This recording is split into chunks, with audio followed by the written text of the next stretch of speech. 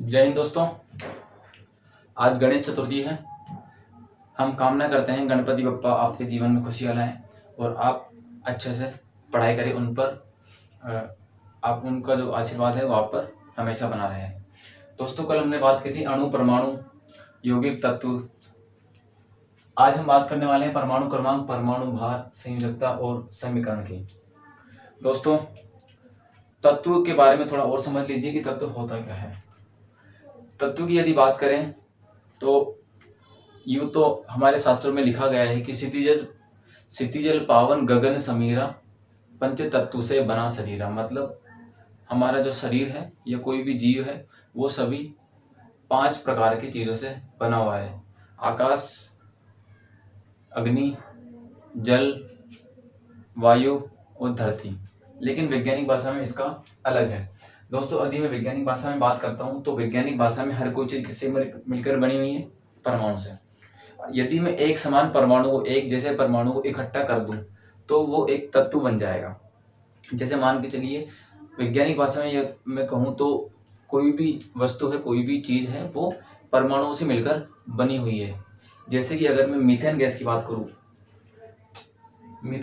करूँ, इसका फॉर्मूला होता है दोस्तों CH4। अर्थात ये जो कार्बन है, C मतलब होता है कार्बन के 1 परमाणु और हाइड्रोजन के 4 परमाणु।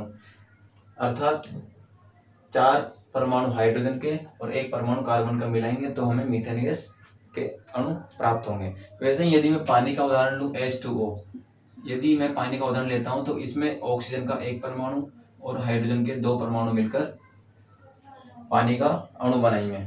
ठीक है दोस्तों, और ये कई सारे अणु मिलकर पानी का निर्माण करेंगे। अब ये था तत्व के बारे में।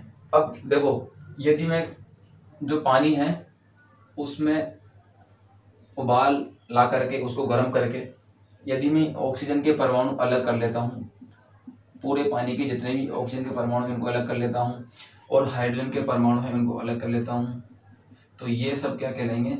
एक तत्व। ये हाइड्रोजन परमाणु, ये ऑक्सीजन परमाणु, ये कहलाएगा ऑक्सीजन तत्व और ये कहलाएगा हाइड्रोजन तत्व। तो ये ऐसे ही दोस्तों हमारे पृथ्वी पर कई सारे परमाणुओं की, कई सारे तत्वों की खोज की गई है। उसमें से मैं आपको कुछ बता देता हूँ। जैसे ये पीरियोडिक टेबल आती है, आपको साइंस के रजिस्टर में या पुरानी किताबों में आपको ये आवर्त सारणी मिल जाएगी। दोस्तों, ये जो आवर्त सारणी, इसमें जितने भी तत्व दिए गए हैं वो उनको एक सजाने का एक तरीका है, उनको किसी न किसी आधार पर सजाया गया है। अब इसके बारे में आगे बात करेंगे। इससे पहले अपन बात कर लेते हैं परमाणु क्रमांक की।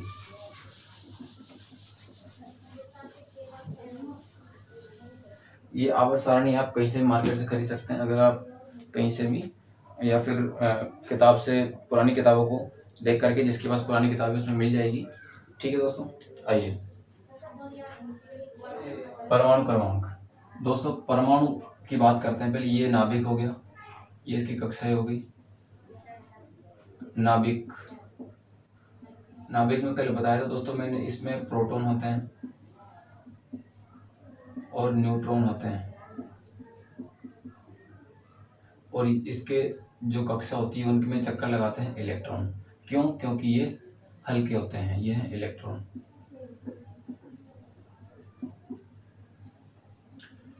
यदि मैं परमाणु क्रमांक की बात करता हूं तो इस परमाणु में या किसी भी परमाणु में जितने प्रोटॉन होते हैं, जितने भी प्रोटॉन हैं उतने ही उसके परमाणु की संख्या होगी, अर्थात उसके परमाणु क्रमांक होगा। परमाणु संख्या अलग चीज होती है, परमाणु क्रमांक अलग चीज होती है। यदि मैं परमाणु क्रमांक की बात करता हूं तो किसी भी परमाणु में उपस्थित प्रोटॉनों की संख्या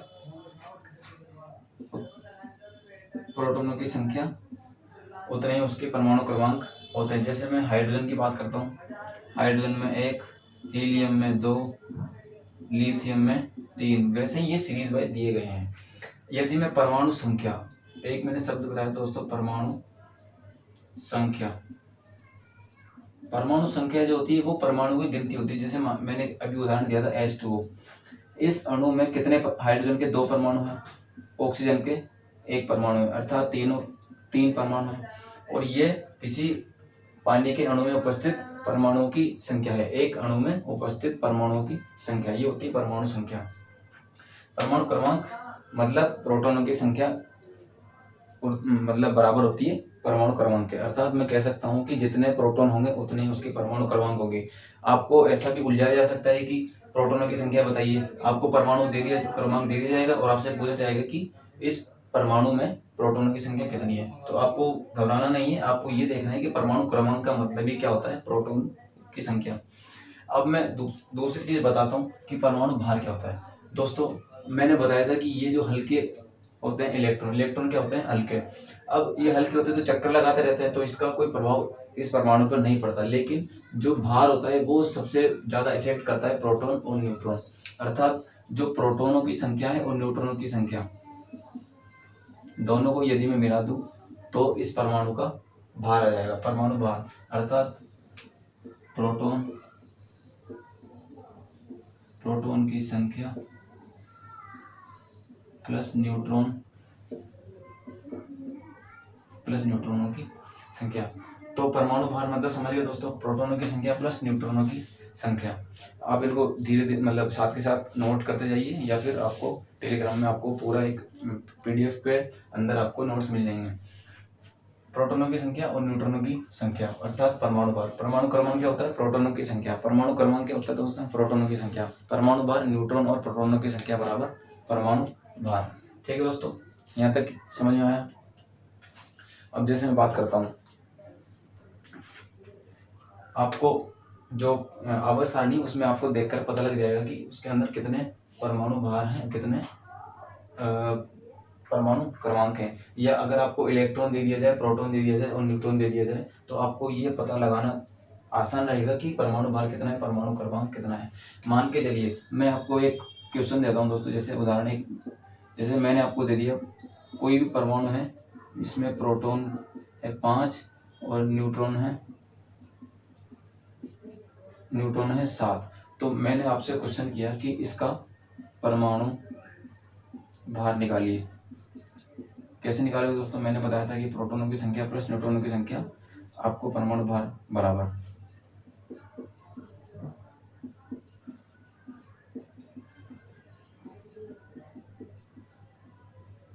प्रोटॉन है इसमें 5, न्यूट्रॉन है 7, अर्थात 7 और 5 होते हैं दोस्तों 12। मतलब ये जो भी परमाणु होगा उसका परमाणु भार होगा 12। ठीक है दोस्तों, परमाणु भार आप ऐसे ही खुद से क्वेश्चन बना करके किताब में आपको क्वेश्चन दिए गए होंगे, उनके आप सोल्व कर सकते हैं। अब बात करते हैं दोस्तों संयोजकता की।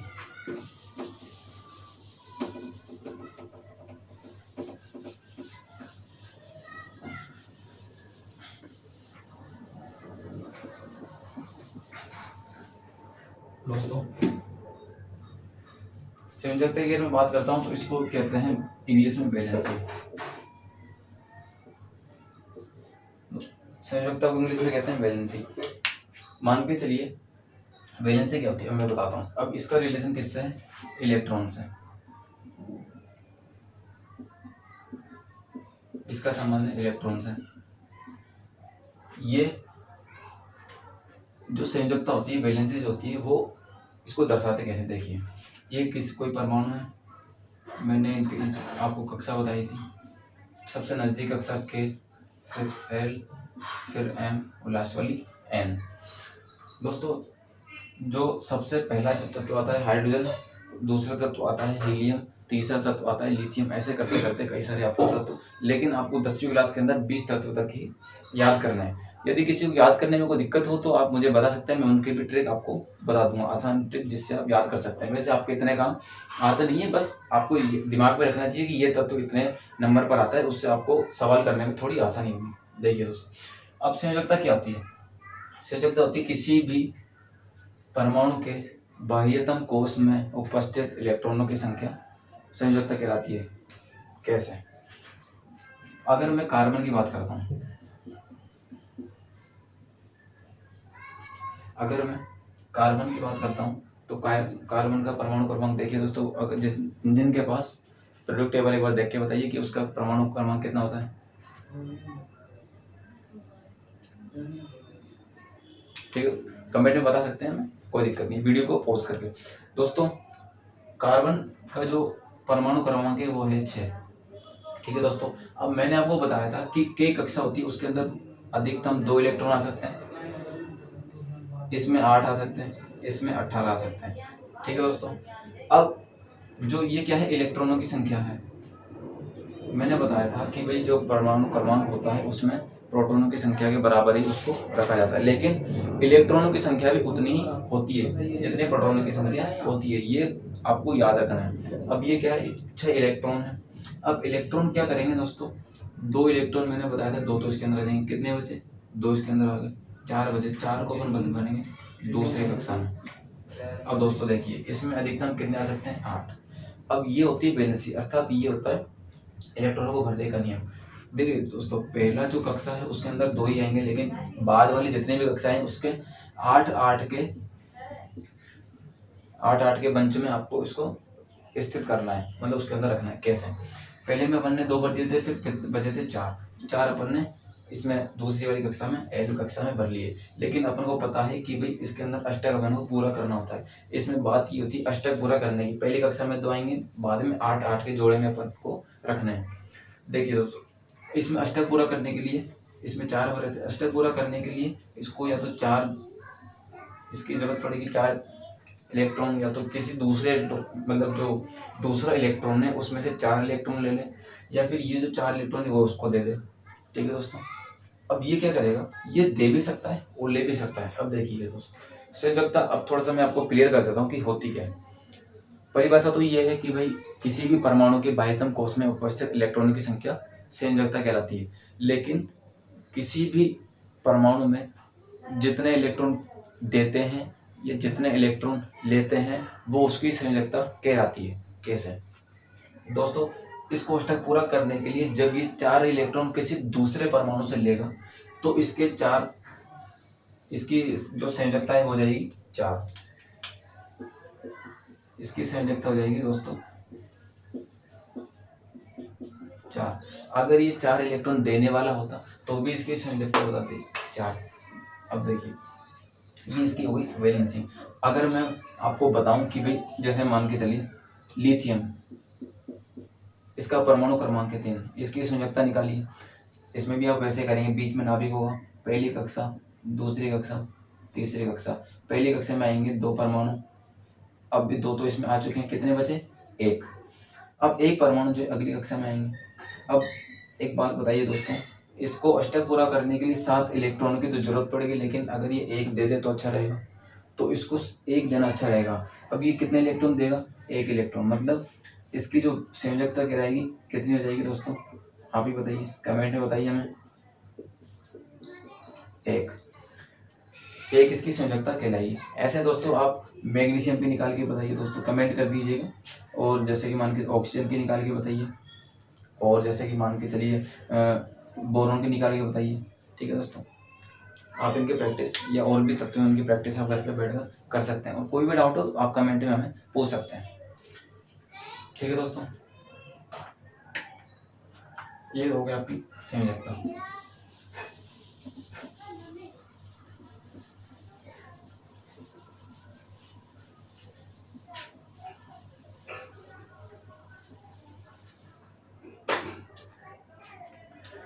अब बात करते हैं समीकरण। समीकरण क्या होता है,